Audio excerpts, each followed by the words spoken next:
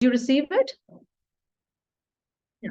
Okay. Yes. So I'm going to share the screen.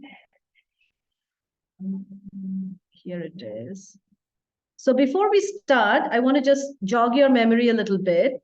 Who remembers the 5R that we talked about last time for dealing with any crisis?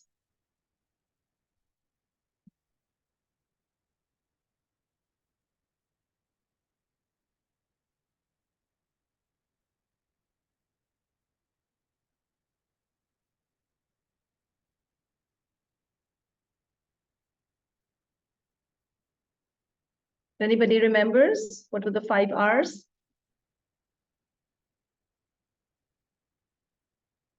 Or at least one of the R's. Okay, I see somebody's just written. Very good, Rigita. Recognize, reflect, reconnect, respond. And there's also a fifth one there, if anyone wants to add in.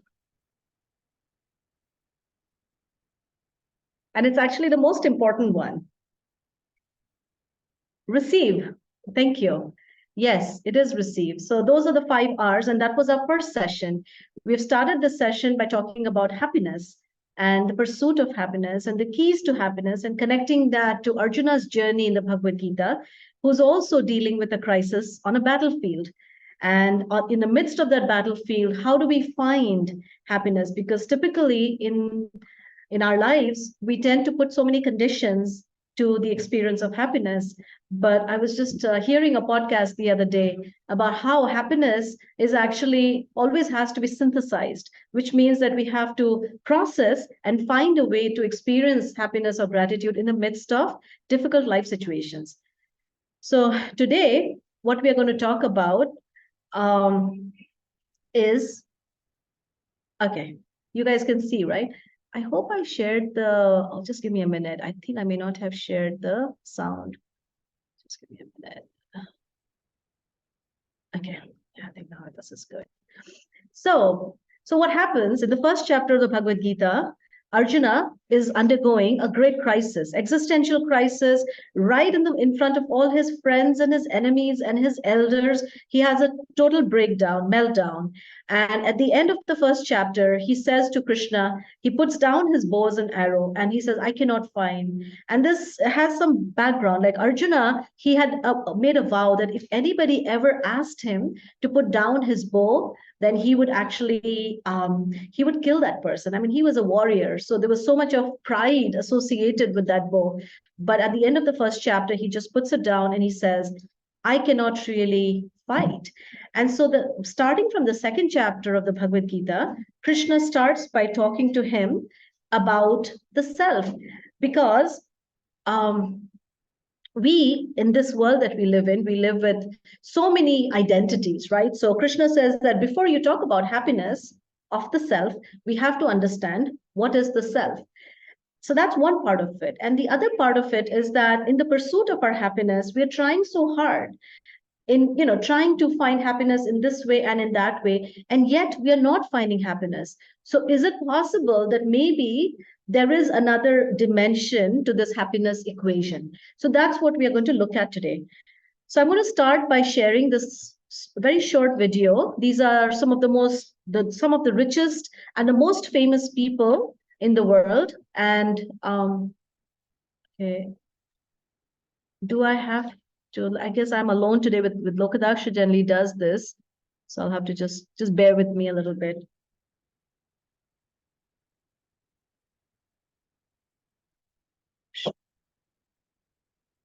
Mataji, click on the picture. Oh, should I? No, it's not letting me up. Okay, 1 second. Okay, looks like he didn't put the URL. So, but no worries. I'm going to find this for us. I'll still share this. So this is a video where the rich and the famous talk about happiness. So here it is. So I'll have to. When people say, oh, I want to be like you, I want to be an actor, I want to look like you, the question I always ask them is why? when people say, oh, I want to be like you, I want to be an actor, I want to look like you, the question I always ask them is why? Like, really, why? And people, and especially America, this idea of fame, that to be famous means that you're successful, that you're happy.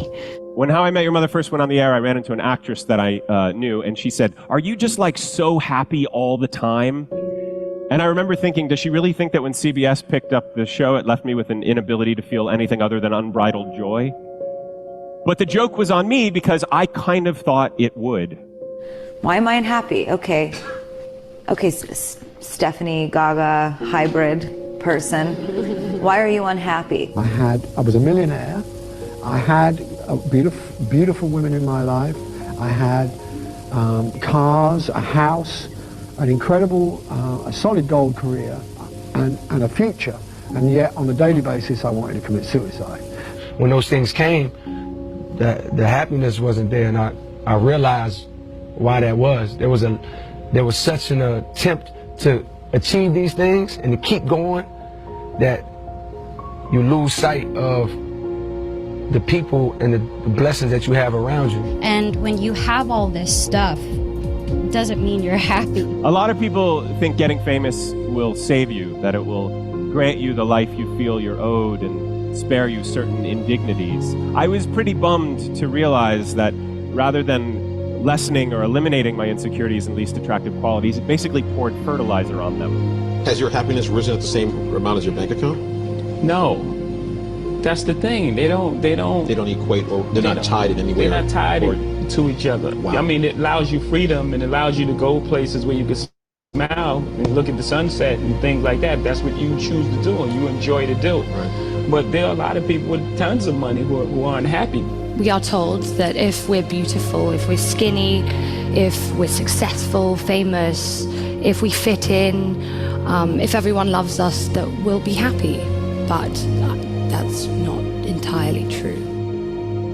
So I'm sure it probably sounds very obvious when we watch something like that. We expect that people, even at the, highest pinnacle of success, get there and climb this tall mountain, and they find that it's not what they're looking for. But the question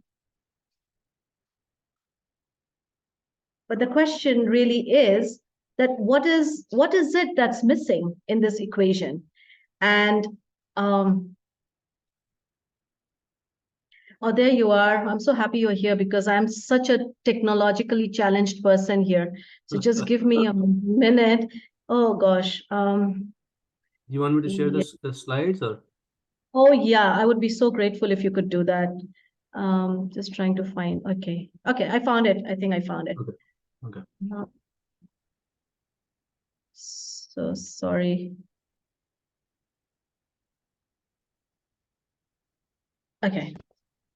So first of all, so this is what. So here is exactly what. Share the slides when they're playing, not in this mode. Let me do that. Yeah, please do that.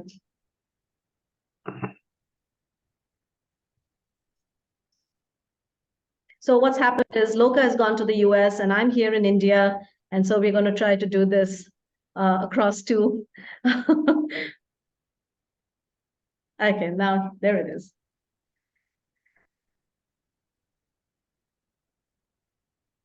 Go ahead, continue. Okay, so you have to scroll the screen. If you can get to the third slide. So I already did all this. We did all this. Yep, we finished this. So let's move on. Okay, so this is exactly where Arjuna finds himself. Just like we heard all these really famous and powerful people say, it's not working for me. So Arjuna was also one of the greatest and most powerful people of his time. And he says here, he finally, kind of comes out and says that I just don't know, how to navigate this. And so in response to that, Krishna says to him that while speaking learned words, you are mourning for what is not worthy of grief. Those who are wise lament neither for the living nor for the dead. So immediately Krishna tries to address the grief that Arjuna is experiencing by taking him to another dimension. He basically, so here is Arjuna who comes to Krishna and says, I need to know why I should engage in this war. I don't see a reason why I should be doing this. And instead of Krishna giving him a direct answer to that question, he kind of says, hey, let's get back to the drawing board. Before we talk about what is happiness and what is distress, what is duty, what is dharma, what is not dharma, what is life, we have to first understand what is the self that we are dealing with. Many a times, people talk about, the pursuit of happiness is many times even seen as kind of being selfish, right?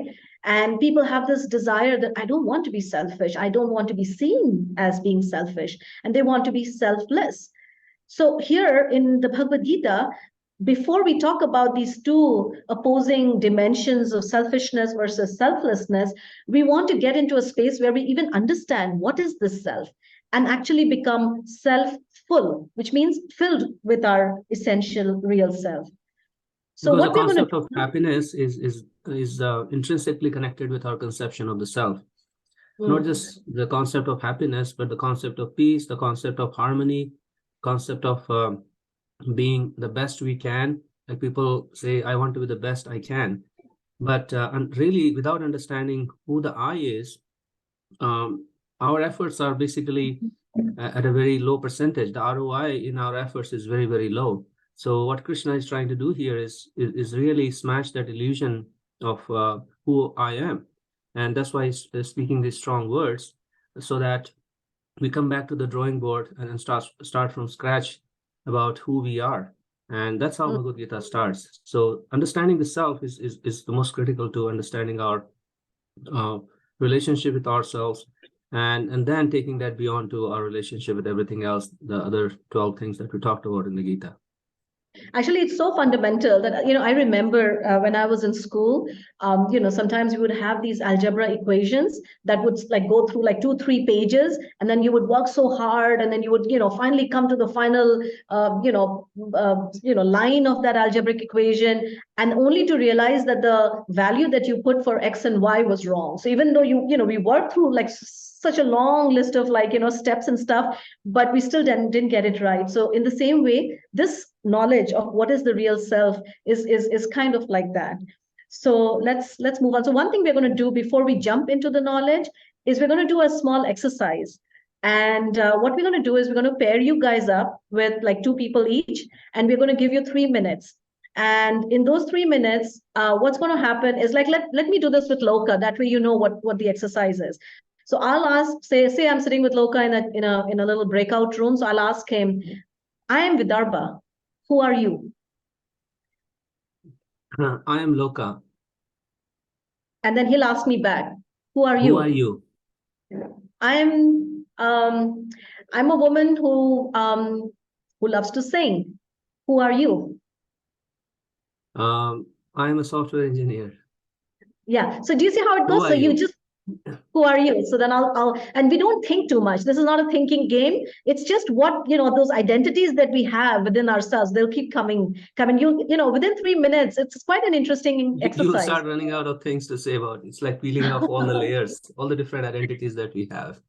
So we're just going to randomly mix you guys up and then see, and then you guys can come back and you can share what your experience was. So can you- And use your heart more than your mind in this. Yeah. Okay, so I'm going to create the breakout room. Create, assign automatically, include co-host, no. Create, how many people are there? There are 18. So you can create, minus minus us. So yeah. 17. So you, me, and Amritwani minus. That's 14, right? So 7 breakout rooms. Okay. Let's see if anybody's left. 2 to 3 participants per room. Okay. If it is 3, then you guys can just do it in a circle. Loka, I am with my wife here, so we are attending together, so we can do it on ourselves. Okay, so let me see you. What is your wife's ID here? No, she is not connected. We are. I mean, we are अच्छा, together. अच्छा, तो तुमको अकेले छोड़ देता हूँ मैं. Okay, Shringar doesn't want to go in a breakout room, obviously, so we also don't need to put her. If anyone is not comfortable with this, do let us know and we won't put you in the breakout room. Move to. I'm just trying to figure it out how to do this. Shringar is. Let me make Shringar a co-host. I'm also not knowing how to speak. ZU. Okay. Is it going to take too Just much give it- time? Huh? In that, if it's going to take too much time, then we can just move on, or I don't know. No, I think it's a good exercise. Just give me Shringar. Let me make her a co-host so that way.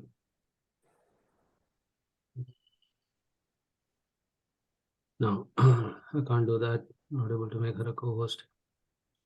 You know what? Let's just drop it. Let's just continue. I think it's okay. Are you sure? Yeah. Let's just, I think it's going to take too much time and then we'll Okay. run out of Time. Okay. But this is an exercise that you guys can do. Yeah, try this. It's a very, it really kind of, it helps you kind of go through the layers of the self. And then finally you get to a point and you really ask this question, like, who am I really? Okay. So can we share the screen and just continue? So this is like kind of shows that so many different identities we layer upon layer we put on ourselves, and each one of them is valid at a particular time and place. This is who we are, but none of them are complete, and that's why even after having so many identities, we don't feel complete. And we try to find a sense of happiness in each one of those identities, like being our happiness through our work, our happiness through our relationship, our happiness through our age, whatever it is. When I get retired, I will be so happy I can just travel and do this and that. So you see how our sense of happiness is connected to all these identities, and none of them are complete. And that's why we always feel like something is lacking. Because these identities is that us? What do you guys think? That's the question, right? Are we the sum total of these identities? Are we each identity? Are we something beyond that? What do you guys think?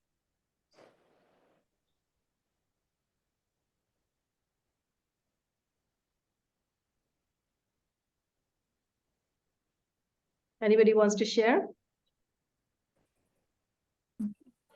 I'll share. Yeah, Vibha, I could go. Go ahead. I feel that if I really, delve into myself, ultimately, I don't know who I am, what I am, and why I'm around, and what it's all about, the life. I ponder over these things sometimes. And I really wonder sometimes, am I Jyoti? I mean, Jyoti, is there someone like that, or am I some kind of a spirited thingy? Am I truly there? Sometimes I really wonder. I mean, what is this? Why am I trying to make this Jyoti something? What is my connection with her? Is there a connection between my body and this name? Like, I could be anything. I could be Anita. I could be Vidarbha. I could be anybody, but I am essentially me. And I hold certain characteristics. So really the moniker, the name doesn't matter ultimately. It just doesn't matter. Very nice, Jyoti. I really like this point that you made. And I actually, when I was a kid, I used to wonder a lot about this question, like, because I used to sing and I used to think, so am I my voice? Or, which part of this body is really me? So I think a lot of us, maybe at some point or the other, have actually contemplated this question that, people know me by this name or by this designation or by my work or by my skill, but is that really who I am? And what if that skill is taken away? What if that designation is taken away? Then what? Like, right? It In the happens US, a lot, like people, when they retire, they go through this crisis suddenly. Okay, now I was working in a certain field, and now I'm not doing that work, and people start feeling so empty. They start feeling like so empty that they go back to work to again reattach themselves to that identity. Very true. Very true. That's actually the whole midlife crisis is all about, right? That suddenly the kids are out, so you're no longer like hands-on parents, you're no longer working, and suddenly there is this identity crisis, like, who am I? The body that we have, that's changing, right? You become older, you have gray hair. So all our identities, they're always challenged through the course of one's life. And that's kind of what's happening to Arjuna also, that his identity as a warrior is actually under a lot of threat at that point. So we can continue. I think there was somebody else who was going to say, okay. Who was that?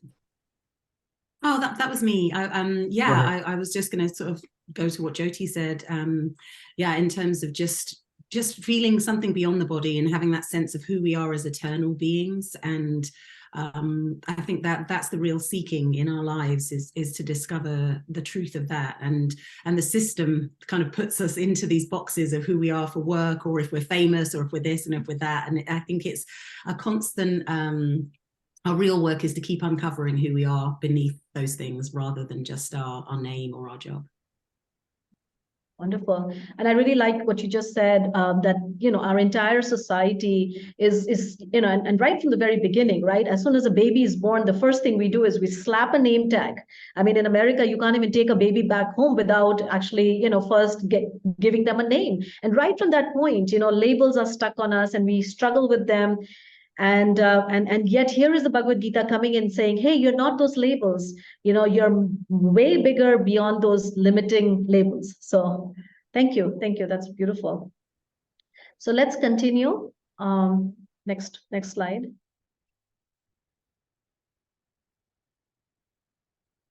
Can you, Loka, can you? Yeah. So go ahead.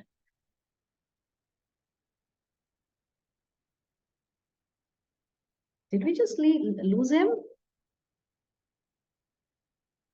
So here is the ship of Theseus. This is a thought experiment, that there used to be a ship, and say there are it has a lot of different slats or wooden pieces, and say if you took out those slats and you kept removing it, then and then suppose you added new slats to it, then what would be would it still be that original ship, or would it be? And then say if you took those planks of wood and created another ship with that, then in that case, would the new ship become the ship of Theseus? So it's just kind of a you see like B and C here. So the B route is this old ship on the left. They want to renovate it, so they start taking out old planks one at a time and replacing it with the new planks. And so that's path B. So after 100 days, all the planks are replaced and the ship looks exactly the same the way it was before. The only thing that has changed is the planks are new. And all the old planks, that is path C. So one plank at a time, they start building this ship from scratch. And after 100 days, using all the old planks, now you have a ship C. So between B and C, which is the real ship? And something like that happens to our body. Even science has confirmed that all the cells in our body, they are replaced after every 7 years. There's a recycling of cells. So which is the real us? And exactly what you guys, I mean, sometimes when you look at old pictures in our family album, I mean, we don't have family albums anymore, but whatever, on our Facebook or Instagram, wherever we store them, and we say, hey, that was me. And they're like, you look so different. So there is a sense of continuity, right? That our bodies have changed, but we are still able to feel that continuum. So that is exactly what the Bhagavad Gita is saying, that let's continue.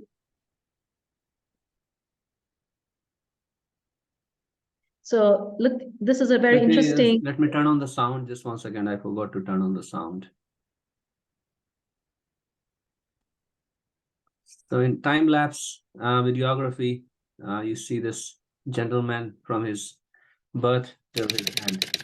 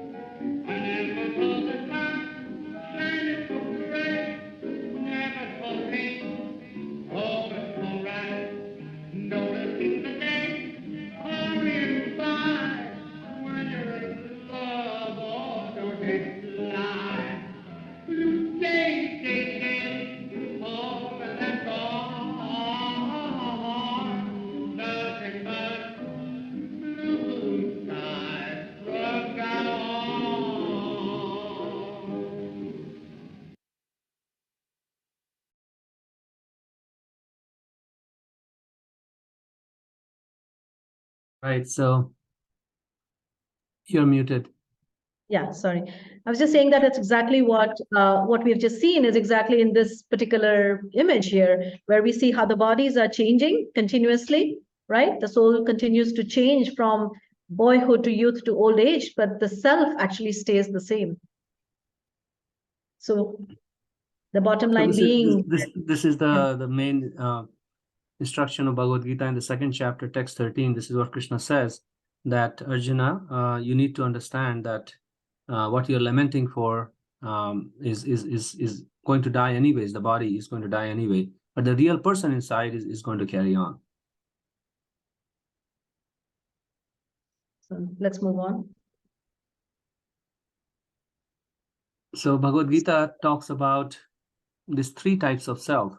It's very interesting. The first time I learned about it, it was pretty surprising that there are three of us in this equation. The first thing that we see is the gross body, which is what we see is outside our hand, leg, body, torso. That is the external body, which is the immediate external self.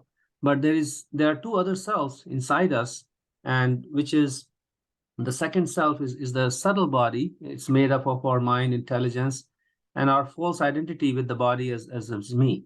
So that's called false ego. So that subtle body is something that we don't see, but we always perceive it. Like we know that we have a mind, we know that we have an intelligence, we know that we have a sense of identity. And that's what drives us all the time. So that is called the subtle body. It's something that is now covering the real self, which is the soul inside the body and inside the subtle body. So you can think of that as we never see the soul, we never see the subtle body, we only see the gross body. But without the soul, the subtle body and gross body, they cannot exist.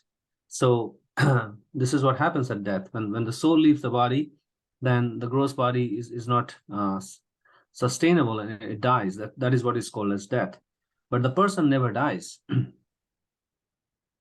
So another way to think of the gross body and the subtle body is the gross body are the outer clothing and the subtle body is the inner clothing. But they're both, all of this, so the gross body is made up of earth, water, fire, air, and ether. And the subtle body is made up of mind, intelligence, and false ego. Sometimes there is a sense that the mind is actually spirit, but mind is also made up of subtle matter. So all of these 8 ingredients are actually the elements of matter. They're all material. And so the subtle body is compared to the inner garments or the inner clothing. But the soul is actually made of a different energy, which is the spiritual energy, which we cannot see, but stays with, but is carried by the subtle body from one life to the next life. And that's the reason. At the time of death, the gross body is left behind and it is burnt or buried. But the subtle body goes with the soul to the next body.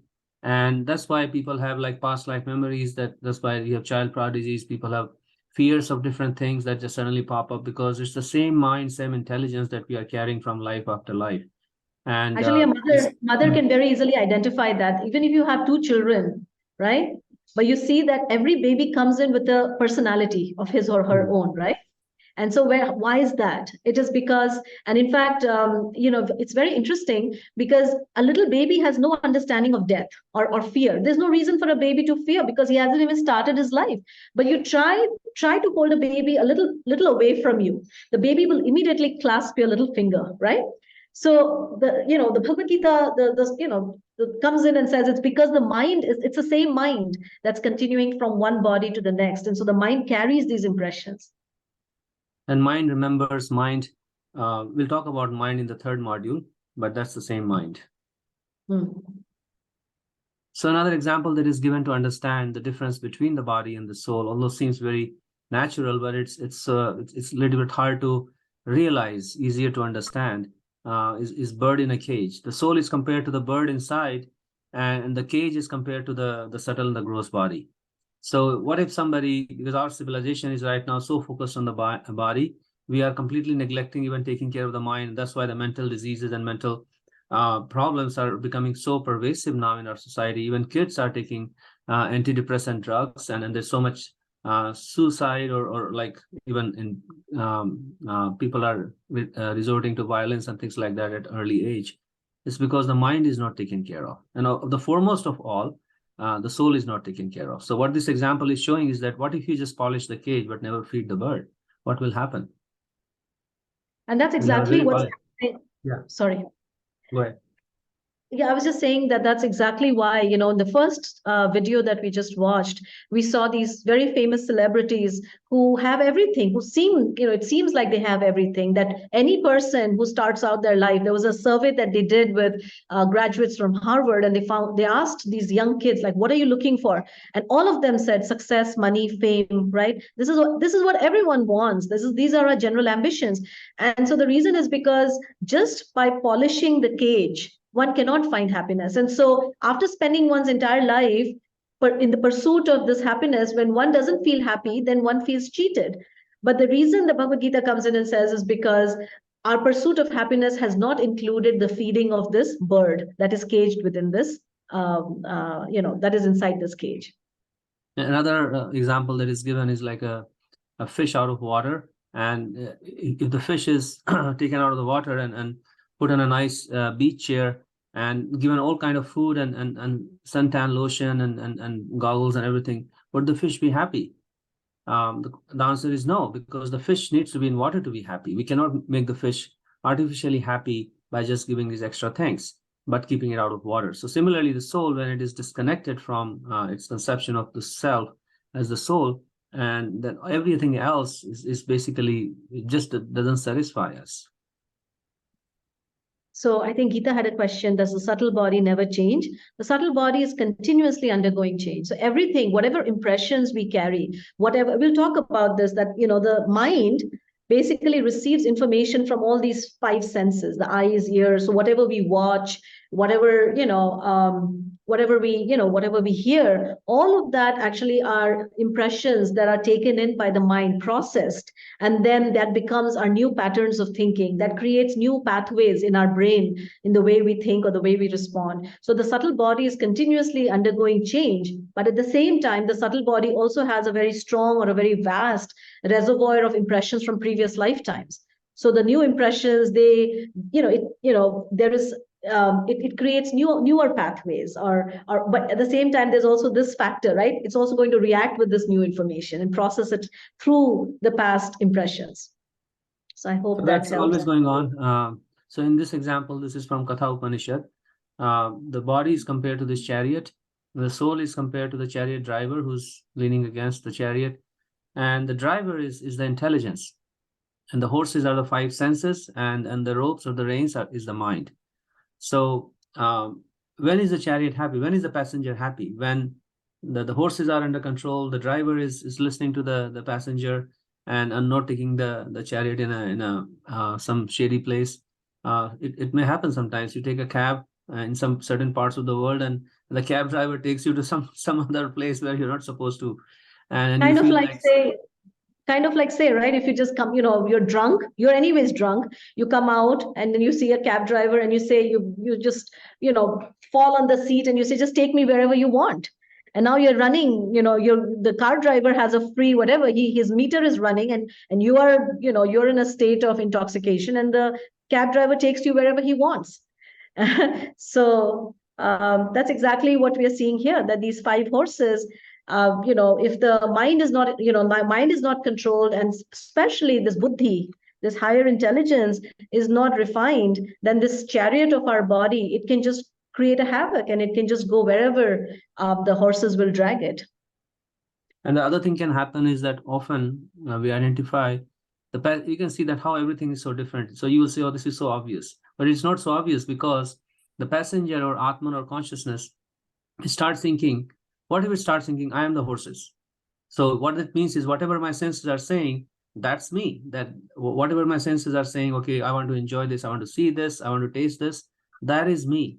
But as you can see in this picture, that is not you. That voice is coming from the senses. Same thing with the mind. The mind says so many things. I want this, I want that, I don't want this, I don't want that. But that is just the voice of the mind. That is not our voice. But they are so mixed together, we don't see the difference unless we really learn that, okay, this is not me. And once we know that difference, then we can say, okay, this is not, I should do this or I should not do this. And that discrimination comes from the intelligence. And when the intelligence is purified with spiritual understanding, then the intelligence can make the right decisions. And then the whole chariot basically runs very smoothly. Yeah, and that's exactly the purpose of all the yoga wisdom text of our, ancient India. The Vedic knowledge is based on this one very primary goal, is to control the mind and to control the senses, because that's how we can actually attain real happiness. Because right now, what is happiness as we understand it in the world? It is simply to gratify the senses. If you can have a better life, a better car, a better this, a better that, that's one level of happiness, right? And most people are, pursuing that. And it's always interesting because there is, I think, London School of Economics, I think, releases every year, or I don't know how many times. Do they release that every year? I'm not sure. But they come up with this every year, right? They come up with this list of the top happiest countries in the world. And America is always like somewhere down at the bottom. Now, you would not expect that, right? And it's very shocking because sometimes you see Bangladesh there and you think, what's going on? At the top, right? At the top, yeah. And then you think, what's going on? And this is precisely what's going on, because unless and until we start seeing the senses as just horses that's kind of taking us in a certain direction, then, we identify with just that level of happiness. And I think there are some countries who are now going past the GDP as the indicator of economic success, and they're also using other indicators to determine whether they're actually progressing. It might be, I think one of the countries might be Bhutan, actually. So anyways, Bhagavad Gita says that in our conditioned state, which is right now, the soul has kind of given the power of attorney to the mind and the senses, and say, you do whatever you want to do on my behalf, I sanction everything. And as a result, what happens is the mind is never satisfied, the senses are never satisfied. And because we have given the power of attorney to them, we are also never satisfied. So maybe should we pause here for a minute? And I think we can skip this. Yeah, we can just skip this and we can just, take a couple of reflections, just a couple of reflections or a question, and then we'll continue. Because we just want to make sure that you're with us. This is a little bit more technical. So we just want to hear from you if you have any reflection. A reflection is something that you heard so far that really made an impact on you, that you want to share it back with the rest of the group. Just any one thing. Maybe we can call out somebody who hasn't shared anything yet. Yeah, we can do that. Anybody?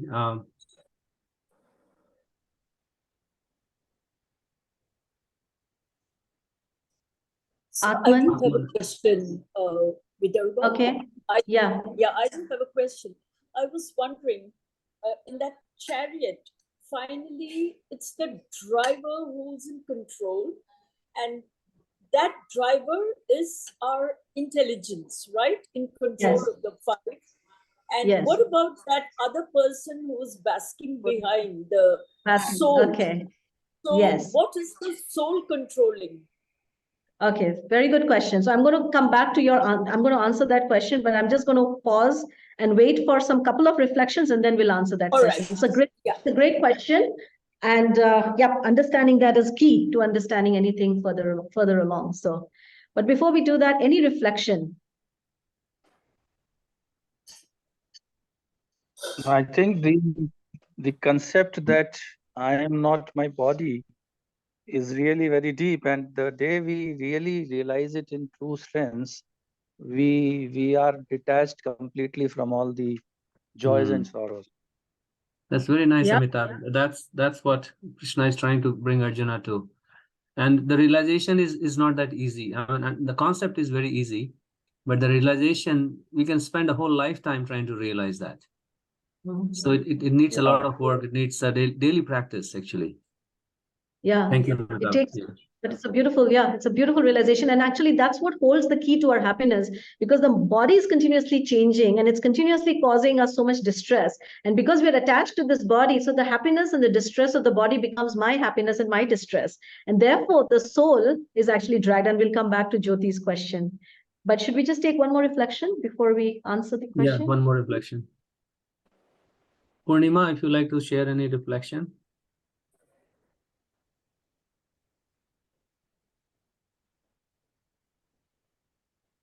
Or anybody else? Or anybody else? Usha, Misha, Arohi. I really like the line between Atma and Buddhi. Sometimes, it's hard to distinguish between the two. They might be overlapping as the question is there. But I think after this explanation, quite a bit gets clarified there. Very nice. Thank you so much, Usha. Thank you. So now let's address Jyoti's question. Can we go back and see that same screen again? Yeah.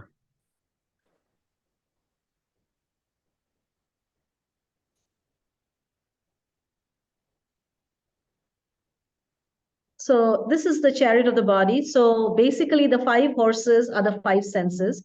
The mind are actually the reins. And the intelligence or the buddhi is a function of the mind, but it is actually meant to control the mind and it's meant to control the senses.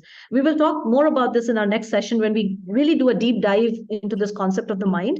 But what is this Atman? The Atman, basically what it does at some point, because of ahankar, by the way, ahankar means I am the car. So like a passenger sits in the car or a driver drives a car and he starts to identify with the car and thinks, oh, I am this car. And you see that sometimes, right? People get so attached to their car that, they wake up in the morning and they'll polish their car every day. And if there's a small dent in the car, they'll be like, I'm finished. So people have that. They may themselves not take a bath, but the car will definitely get a bath. Exactly. So that's the soul. So because of ahankar, or this identification that I am the car or I am this body, the soul hands over its power. The soul is very, very powerful. The soul meaning I, it means you, each one of us. We are intrinsically very powerful because we are part of the supreme consciousness. But because of this attraction to matter or identification with matter, hands over the power of attorney to the mind and says, all right, my dear mind, I'm going to now just go off to sleep and you take over from this point and you drive this chariot. And that's what actually drives this body from one lifetime to the next lifetime. Just handing over. Handing over, yeah. And as she was asking about the overlap, it's all mixed together. So it's very hard for us to understand what is the voice of the mind, what is the voice of intelligence, what is the voice of the senses. It's all kind of mixed up together, and then we see, okay, this is me. My senses are demanding this, so I need this. But once we understand this, then we can actually learn to separate them, and then we are no longer dragged around. And in the ideal situation, when we realize that we are not this body, we are a spirit soul, then what happens is we take back the power of attorney from the mind and say, I'm going to make the decisions. I'm going to call the shots. You don't call the shots anymore. The senses, you don't call the shots anymore. And then the senses and the mind, they fall in line with the soul or the Atman. And the Atman becomes the real kind of decision maker here. Right now, in our conditioned state, the horses or the senses and the mind, they make the decisions. And then we kind of say, okay, I'll go along with you. And actually, our entire civilization is centered around just igniting the senses more and more, right? The whole advertising industry is basically using the senses right from the very beginning, like children, right? Like, okay, this is like the latest model of this particular phone, and now we get another latest model, and the senses just keep going wild and wild and wild. And the poor Atman or consciousness is just being dragged around helplessly. So when we talk about, becoming free, we have so many movements which are all about liberating, a particular segment of society. But true liberation means when the Atman actually can regain his original innate power over the mind and the senses. And what happens is that we are not just attached to one chariot. What happens is we get attached to, so just imagine this chariot produces another mini chariot, right? Which is our children.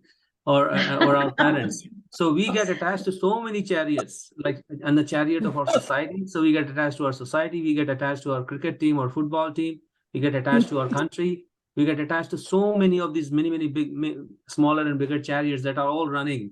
And then say, oh, okay, I have to take care of that horse. I have to take care of this horse. Now, our whole life just goes in taking care of all these horses which are running in all different directions. And then they come together and they fight with each other, right? So very nice. That's. Thank you so much for expanding this. When I looked at the chariot in the beginning, I was trying to self-analyze. I couldn't get anywhere. And now I have a clearer picture about, each part of it. Thank you so much. Thank you. Thank you. So this is actually a very beautiful, really would love to share. But maybe what we'll do is we'll share this in our WhatsApp. You guys can listen to this. I don't know if we have the time to just do a quick 2 second. Maybe just listen for like half a minute, because this is like really, this is the video of a mother, a queen. She's singing this, this is famous song from the Vedas. She's singing this to her child who's crying.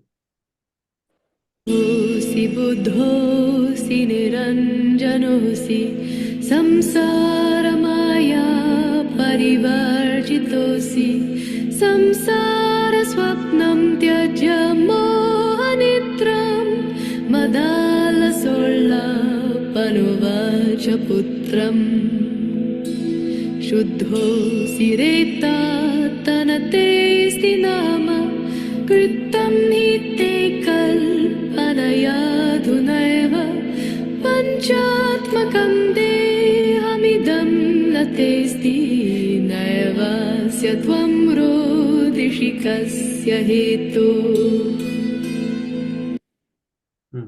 So this is a whole long video. You can watch it. It's very satisfying to just hear this prayer. So this brings to the next question. I just wanted to say this. This is the glory of our ancient Vedic system, where a mother is saying this to her newborn baby who's crying. And that's really, really very amazing. So and maybe after listening to the baby started crying even more. So here is another really interesting thing, because a lot of times people say, oh, but who's seen the soul and who sees the soul? There's so many heart surgeries, heart transplants that happen, and if sometimes people say, oh, the soul is in the heart, but who's actually seen it? So the Vedas actually come in and they say, well, the symptom of the soul is actually consciousness. So sometimes, like, in a couple of months, there's going to be a lot of rains here. Monsoons will come in India. And then the sky is going to be overcast with so many clouds. And so you can't sometimes maybe see the sun directly, but you still know that the sun has come because there's light. You can see the light. So in the same way, when we see the symptoms of consciousness in any body, within any body, then we know that that is because of the presence of the soul. So the soul is the sun, and consciousness is the light that is emanating from the sun. And consciousness is something very, very unique.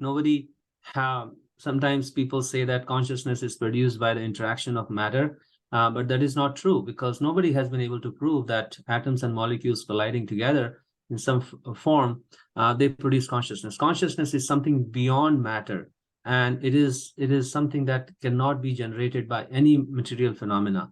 And therefore, it is not something that is produced by a brain, because there have been so many studies where people have been brain dead, but they have reported things that are beyond the perception of the brain or beyond the perception of the senses.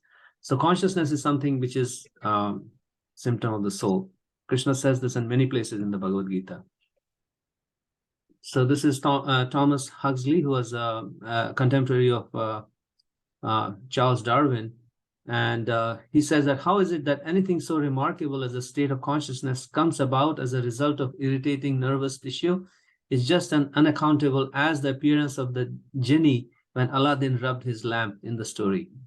It's quite, so consciousness cannot be produced.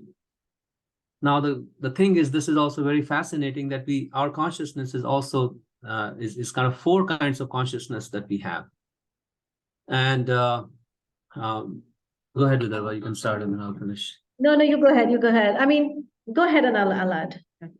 So just like we talked about 3 kinds of body, we have a gross body, a subtle body, and then the real self, soul.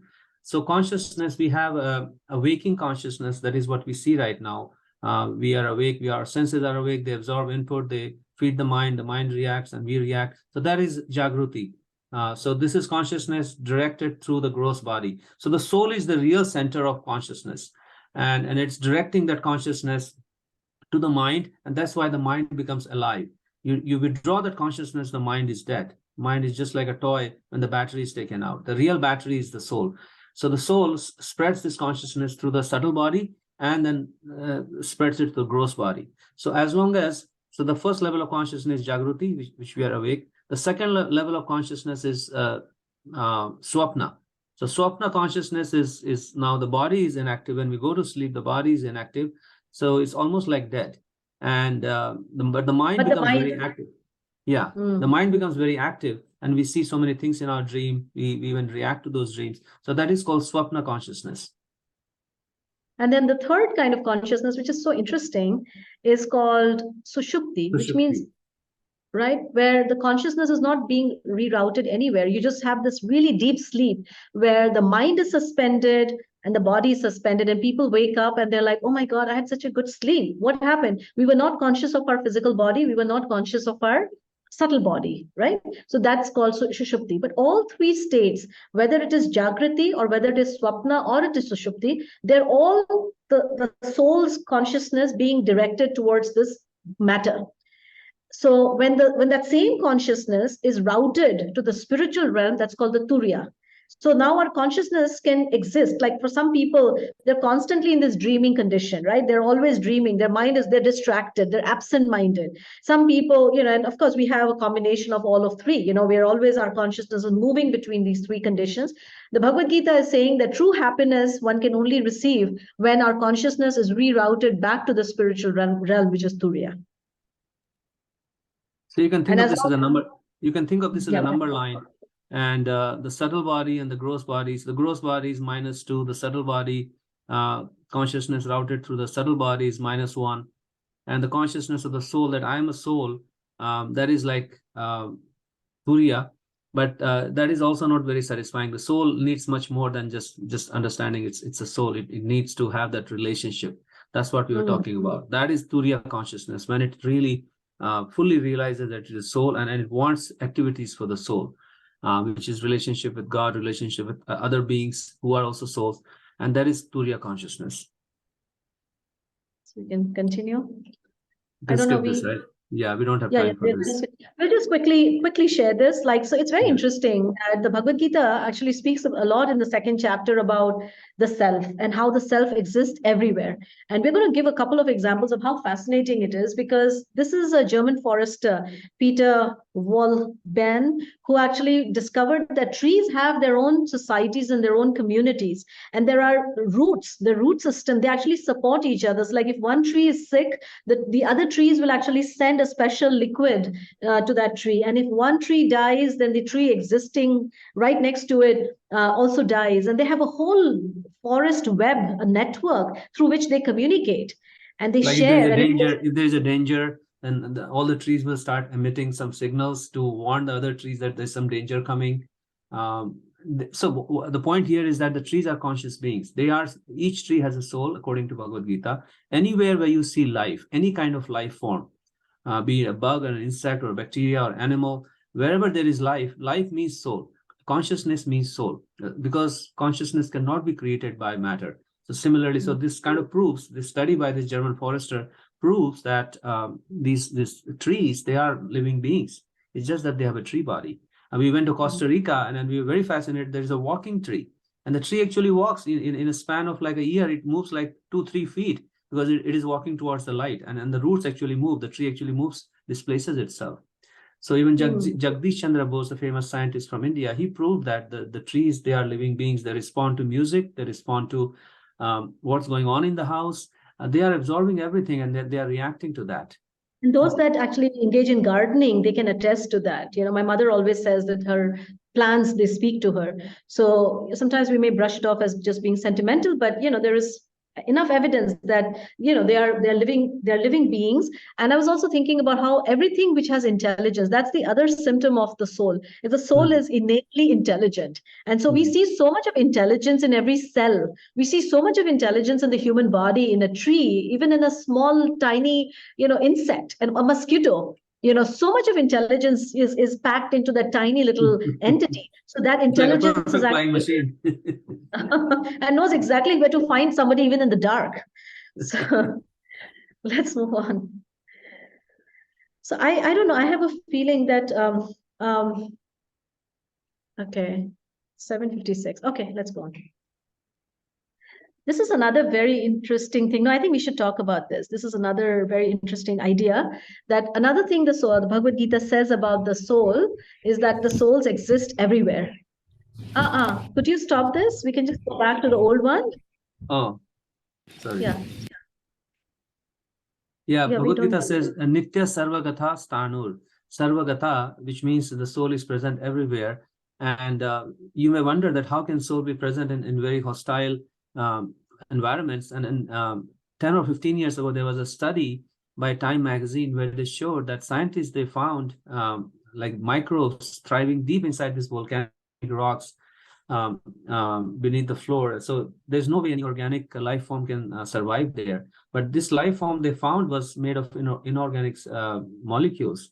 And it was very fascinating because how can life exist in the fire? But Bhagavad Gita says that life can exist in fire, life can exist in any situation, because the soul, it cannot be burned by fire. Soul is not affected by anything. So the soul is the real life.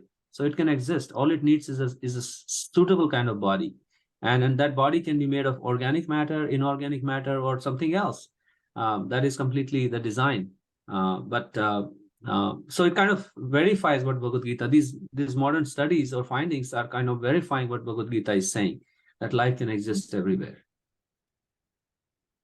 So we can skip the next slide. We can share this. We'll share all of this on WhatsApp so you guys can watch it on your own time. I think we can talk about this when we talk about mind. So we'll just carry on. Yeah. So now the question is, how do I know? How do I know the difference between body and the soul? Or how can I know the soul is there? Can you show me the soul? So obviously we cannot see the soul because our eyes are not trained to see the soul. Just like you have an instrument. Yeah, go ahead. Yeah, go ahead. You first go ahead. I'll share after that. Just like using a thermometer, you cannot measure how much electricity is flowing through a wire, right? Because it's not meant for that. Similarly, our eyes cannot see the soul, but there are some common sense indications that kind of indicate that there is something beyond this body. There is something called soul. So this is a very intuitive understanding of. We all have this intuitive understanding. Say somebody says, "Show me your hand." So we produce our hand. We look at our hand. We say, "My hand," right? We never say "I hand." And you ask a child to point to different parts of their body. Thank you so much. Just 1 second. Usha, thank you so much for joining. Yeah, it's okay. Go ahead and then we'll talk again. Thank you so much for. Thank you. Bye. Yeah. But if a child is asked to point to different parts of the body, they will point. But when you ask them to point towards themselves, then they will point towards the torso, right? So we somehow have, and then we always say my body, right? Oh, my body is very tired today. Or sometimes we'll say I am very tired today. Sometimes we'll say my body is very tired today, or my body is hurting. My head is hurting. So we have an intuitive understanding that I am different from this body, but we kind of mixed up. We mix it up with the body. again, when we ever see somebody who's passed away, we'll say, he's gone, but the body is still there. And again, intuitive understanding will say the person has passed away or he's gone. And again, understanding being that there's something else that was really the person who's no longer there. And again, we can understand that that's the self, that's the true self. So we can continue. So here is a very interesting, thing, near-death experiences, which actually has been documented. Sometimes we think that these are things that are just wishy-washy stuff, but there has been a lot of interest by the scientific world, by this world of science, and they're really documenting, and they're finding that people actually have, even when they are clinically declared like brain dead, they're able to see things. And so what has survived, the death of the body so we'll watch a couple of videos. Should we do that? Yeah, this is Dr. Sam Parnia of New York University, and he shares his findings that how consciousness carry beyond the death. Really interesting video. I think you'll enjoy this. Study is the largest study ever carried out in the world. It was done in 15 medical centers across the US and in Europe.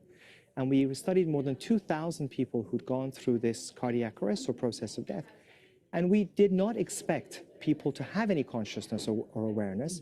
But intriguingly, up to 40% of people came back and had a perception of being aware of what was happening to them, even though they had technically gone beyond the threshold of death. Why do you think that is? Well, there's a lot to it. I should also add that among that group, 10% had a very deep, profound mystical experience that was very true to them. But interestingly, 2% actually had full awareness, could describe all the events that were going on that were validated. So of course, the question is, why does that happen? And we don't have the answers, because to our scientific model, when people have died, there should be no more conscious awareness going on. But it sounds like maybe consciousness is able to continue. And by that, I don't mean that they're awake, but that entity that makes us who we are, makes Sam who he is, makes Rena who she is, the self, the mind, seems to continue and doesn't become annihilated after a person has gone through their process of death. So it's interesting to see these videos because it kind of corroborates what Bhagavad Gita is saying, and it is not just coming from some religious spiritual text, but this is modern scientific finding, which is they're coming to this conclusion as they're studying the body and the mind and the consciousness, that is something, consciousness is something beyond. And this is another famous doctor, Dr. Alan Hamilton from Harvard, who's kind of seeing something. Dr. Alan Hamilton, Harvard-educated brain surgeon, has seen it all. I've been a brain surgeon for 25 years, and during the course of my career, I've had some experiences that are truly astounding. Things that medical science says shouldn't be possible. In his new book, The Scalpel and the Soul, Alan reveals his extraordinary experiences. One of those cases involved a woman who underwent a special procedure that literally made her brain dead during surgery. One of the most memorable was a young woman who had a blood vessel that had ruptured at the base of her brain. It's a very difficult area to get to. So one of the strategies that we had come up with was to put this woman onto a heart-lung bypass pump that would take over breathing and heartbeat for her, and then gradually cool her body down. And then when the time was right, her heart would stop and we'd turn the pump off. And then for a period of about 20 minutes, we'd have no blood flow. And the brain stops all electrical activity. She is completely dead by every criteria we have. With the woman's heart and brain activity stopped, the doctors began to repair the ruptured blood vessel. Relieved that everything was moving smoothly, the doctors and nurses began to talk while they worked. And during that period of time, there's conversation and banter. And in fact, one of the nurses sort of announced that she was getting engaged and had told us where she got her engagement ring. After a successful operation, Dr. Hamilton visited the patient in recovery. As we're talking to her, she starts telling us about this conversation, but word for word. I mean, right down to the jewelry store where they bought this ring.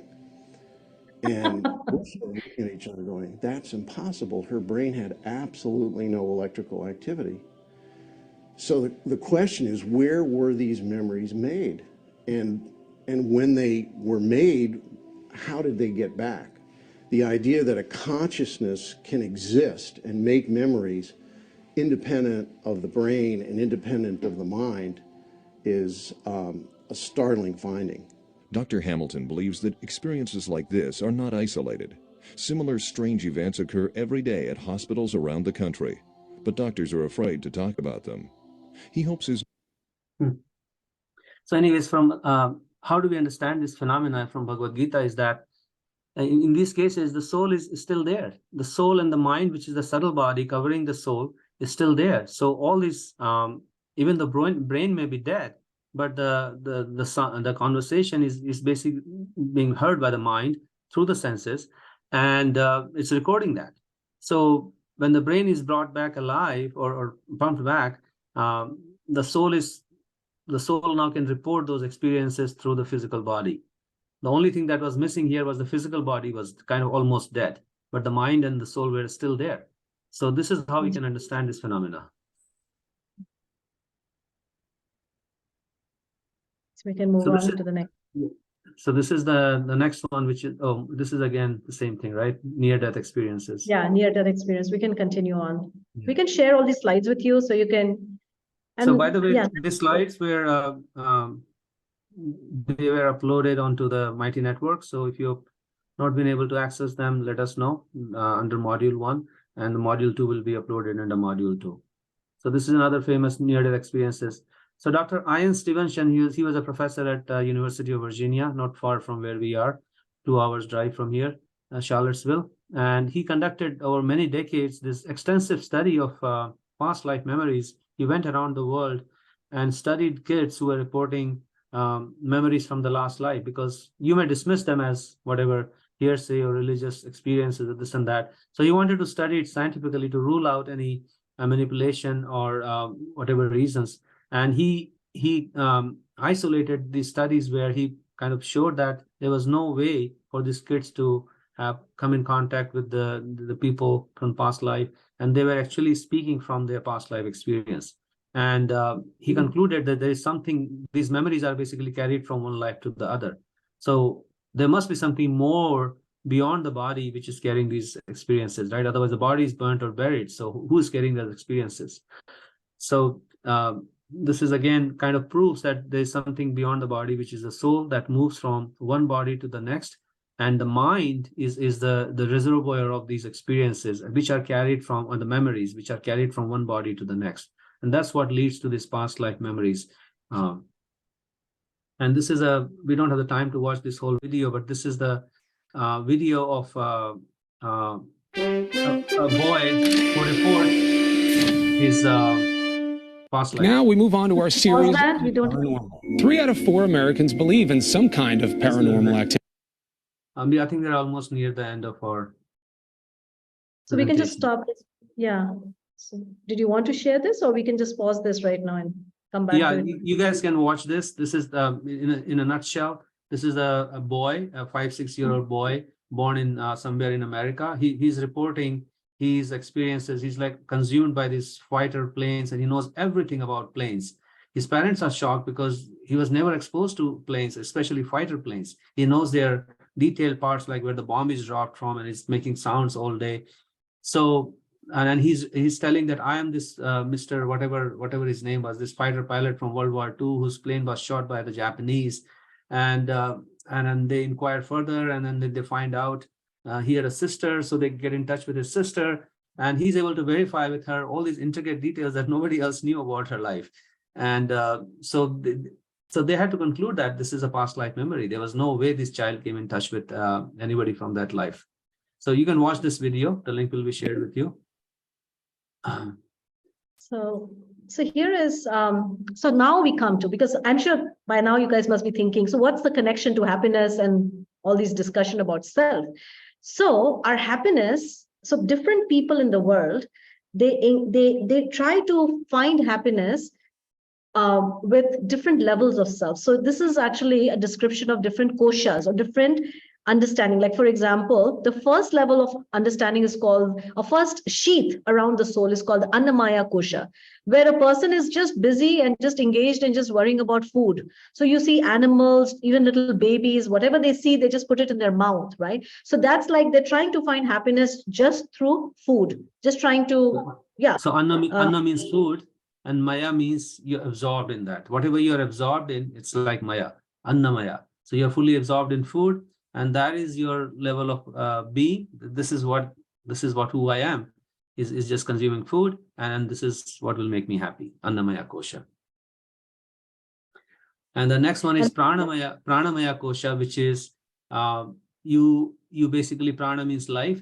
You become aware of life, and you just want to preserve it. That is basically the survival of the fittest. You want to preserve your body, and you can see that in every animal. Even a little sparrow, it's always very mindful. Somebody may come and grab it. So that is pranamaya. It is also annamaya. It is always looking for food, but it is also pranamaya because it's now trying to preserve its life. And we see that, I'm okay, right? Which means that I'm happy, And then manamaya is like, again, mental happiness. You see that with philosophers, thinkers, intellectual people. They're engaged in artistic pursuits, writing pursuits. So those people, they're trying to find happiness at the level of the mind. So mental happiness, right? So that's called manomaya. And then the fourth one is vijnanamaya, where a person becomes a little bit more philosophical. And they start inquiring about the nature of life. And so there is happiness at that level also. So and finally, the person becomes aware of that I am a soul. That is vijnanamaya. Vijnanamaya is you realize that you're a soul, but you haven't fully realized the full potential of the soul, which is its relationship with the Supreme and the higher aspects of the soul. So vijnanamaya is much higher than the first three, but it is not complete. And then the highest one is the anandamaya kosha, where the soul fully realizes that its full potential as a spiritual being in relationship with the Supreme, and it engages in this transcendental yoga relationship of love with the Supreme. And that's what actually makes the soul the highest, gives the soul the highest happiness. And so something like this is corroborated in the Bhagavad Gita, where Krishna said in the 3rd chapter, he says, Indriyani parani yahur indriyabhya parama mana manasastu para buddhi yo buddhe paratastu sa. So he gives the hierarchy of life in general. So working senses are higher than the matter, dull matter. Mind is higher than the senses. Intelligence is still higher than the mind. And the soul, is even higher than the intelligence. So this verse is a kind of a formula. And you can apply it in any situation of life. So when we apply to happiness, we can say that the happiness derived from dull matter, like objects. When we start acquiring objects, the objects, they have a certain level of happiness embedded in them. So we can only get so much happiness, like from our iPhone, from our car, from our house, and this and that. You can only get certain level of happiness. They have a cap. But higher than that is the happiness to the senses. So when the senses are able to enjoy it, then the happiness increases. Like somebody may have a car on the road. It's not your car. You're not going to get so much happiness from it. But when you acquire the car, now your senses will try to enjoy the car, and your happiness will go up a little bit. So, but the senses also have a cap. This is the highest happiness you can get. Now, the higher than the capacity of happiness from the senses, the mind has a higher capacity for happiness. So mind and intelligence, you create something, you invent something, you discover something, you get so much more happiness, right? So the mind has a higher capacity of happiness than the senses. The intelligence has even higher capacity of happiness, but the highest capacity of happiness can be experienced by the soul, which is way beyond what all these other four can experience. So if you want true happiness, then we should try to go for the vessel that will give us the highest happiness. If we just use our mind as the vessel, the mind can only collect so much happiness. It will become full, and then it will start feeling, okay, it's overflowing, and then, okay, I can't hold this, and again, it will start feeling unhappy. So we can now, maybe this is the last slide after this. Let's see what else is there. Yeah, this is the last slide. So basically, what we want to end with is ultimately the self is made up of happiness, and the self wants to experience happiness through relationships. And we're just going to share this very heartwarming, this is a very short video. Can you play? And then we can take some reflections and questions. So this is Jane Goodall, yeah. This is a really exciting moment for me. Here is Wunda, and she nearly died, but thanks to Rebecca, she came back from the dead almost.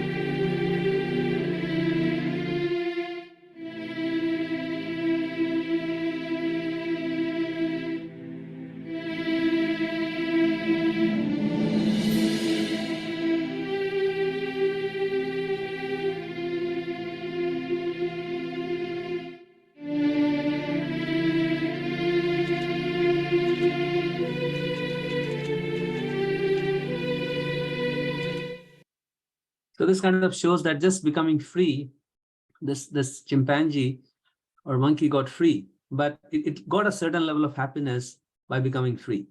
But it achieved a much higher level of happiness by uniting through love with this scientist, Jane Goodall. So that similar is the nature of the soul. The soul is seeking happiness through union, through love, and through service. That is the intrinsic nature of the soul.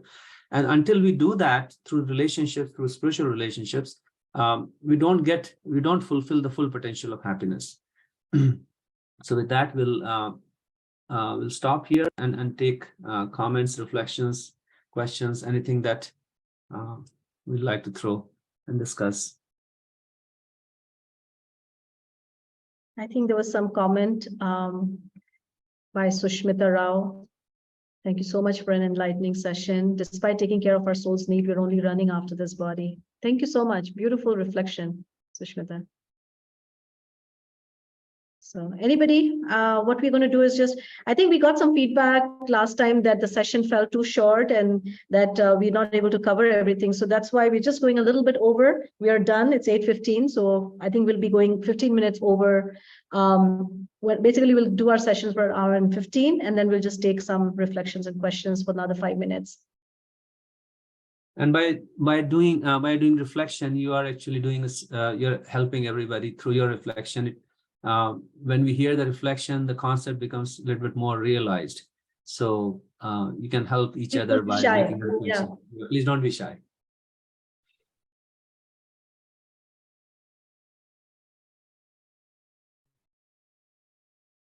The soul is not shy. The mind is shy. The body is shy, but the soul is not shy.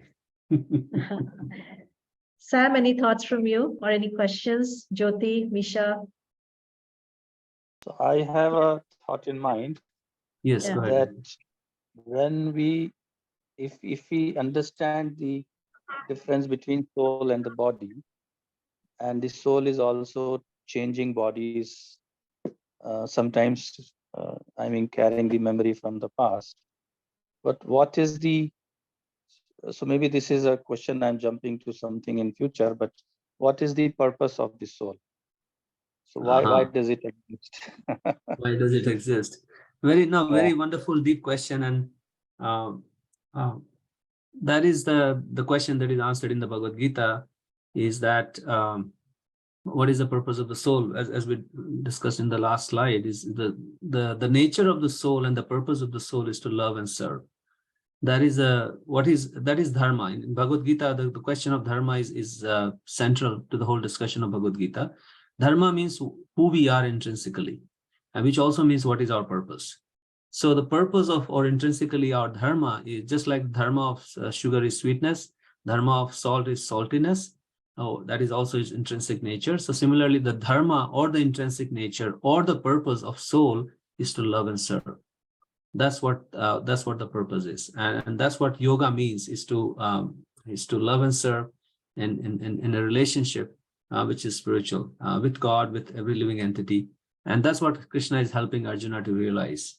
So, and we'll have more discussion on this in our further sessions, but in a nutshell, that's what the purpose of the soul is. Okay.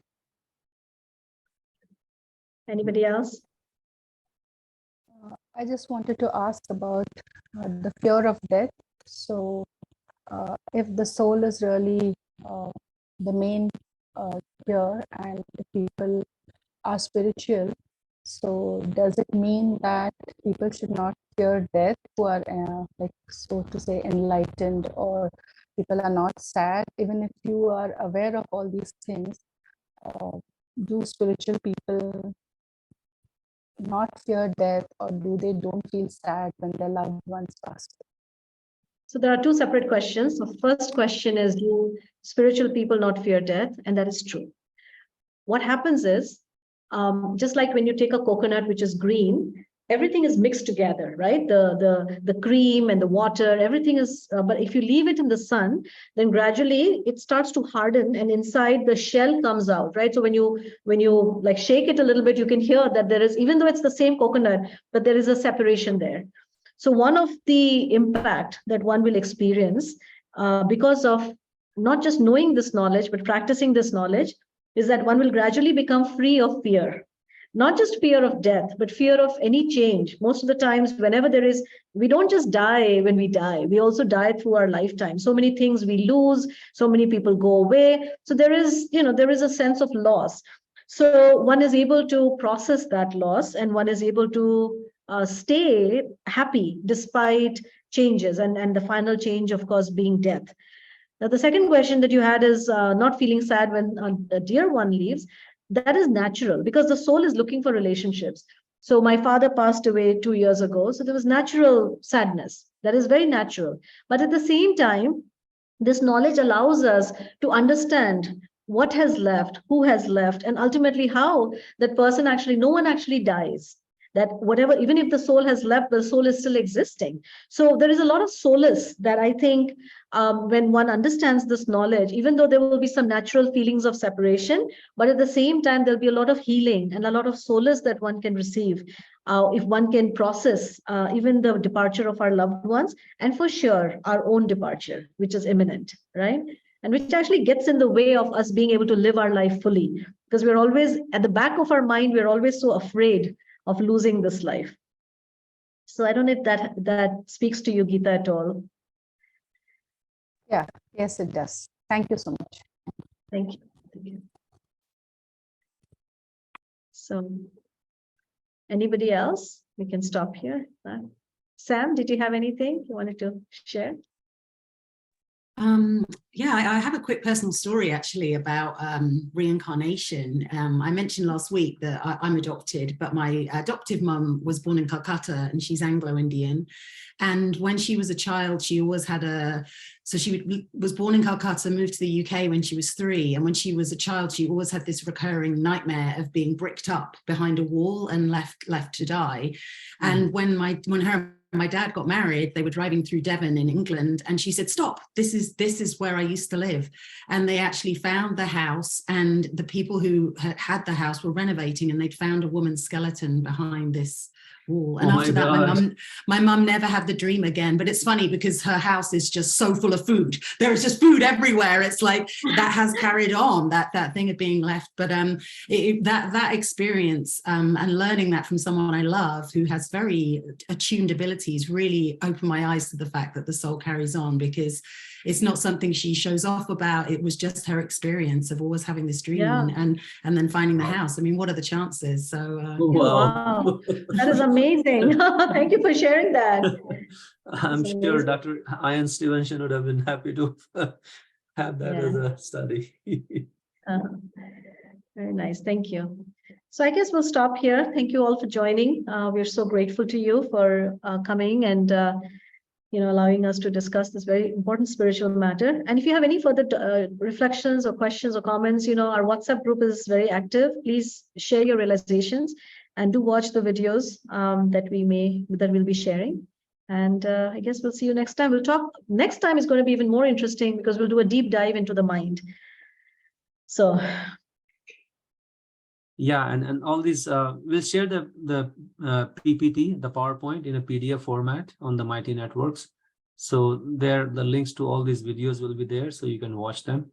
And these sessions, we are not able